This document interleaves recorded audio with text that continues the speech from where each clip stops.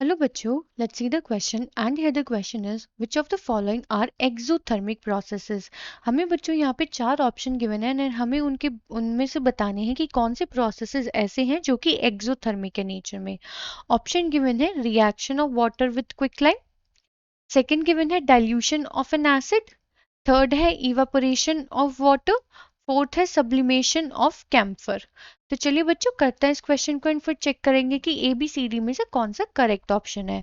तो first of all let's see the key concept for this question. तो सबसे पहले बच्चों अगर हम बात करें यहाँ पे एक्सोथर्मिक रिएक्शन की, तो हमें क्या मालूम है कि जो एक्सोथर्मिक रिएक्शन होती है वो किस टाइप की रिएक्शंस होती है, जिनमें हीट प्रोड्यूस होती है, हीट रिलीजेस।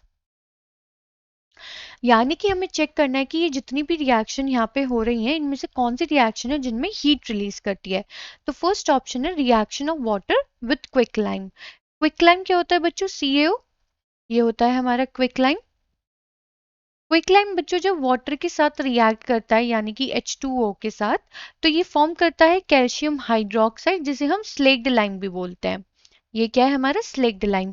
एंड इसके साथ साथ बच्चों कुछ हीट एनर्जी भी रिलीज होती है। क्यों? क्योंकि अगर आप इसका बीकर चेक करके देखोगे उसकी वॉल्स जो है वो थोड़ी वार्म हो जाती है। क्यों? क्योंकि हीट इवॉल्व हुई है।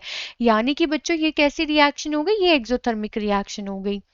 अब अगर हम बात करें अपने सेकंड पार्ट की यानी कि डाइल्यूशन ऑफ एसिड की, हमारे पास बच्चों एसिड है, हम इसमें क्या ऐड कर रहे हैं, वाटर। क्यों? क्योंकि इसको हमें डाइल्यूट करना है।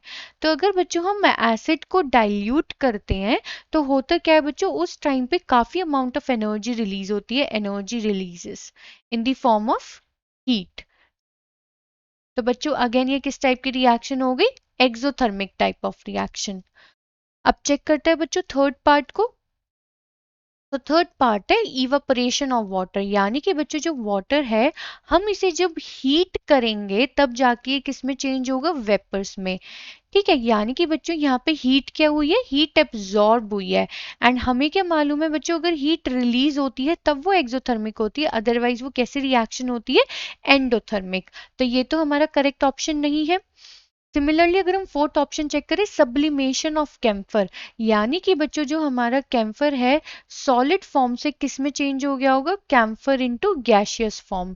क्योंकि सब्लिमेशन में क्या होता है, सॉलिड डायरेक्टली चेंज हो जाता है गैस में। अगेन यहाँ पे क्या होता है, हीट एब्जॉर्ब होती है। क्यों बच्चों? क्योंकि जो सॉलिड है गैस में कन्वर्ट तभी होगा जब हम इसे हीट प्रोवाइड करेंगे। यानी कि ये जो हमारी दोनों ही रिएक्शन है, कैसी रिएक्शन है बच्चों, एंडोथर्मिक इन नेचर। तो इसके बेसिस पे हमारा करेक्ट ऑप्शंस कौन से होंगे, फर्स्ट एंड सेकंड। तो among A B C D बच्चों अगर हम देखें, A is the correct option. I hope बच्चों आपको क्वेश्चन समझ में आ गया होगा। Thank you.